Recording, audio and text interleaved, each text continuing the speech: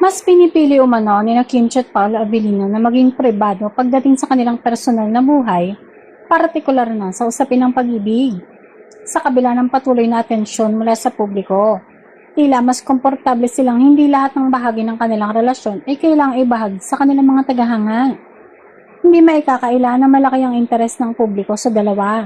Mula nang maging magkapartner sila sa ilang proyekto, naging sentro sila ng atensyon ng mga tagahanga na sumusubaybay hindi lamang sa kanilang karir, kundi pa din sa kanilang personal na buhay. Gayunpaman, tila mas mahalaga para kina Kim at Paolo ang pagkakaroon ng peace of mind at tahimik na buhay sa likod ng kamera. Para sa kanila, hindi naman kinakailangang ipakita sa publiko ang bawat detalye ng isang relasyon para mapatunayan kung gaano ito kahalaga.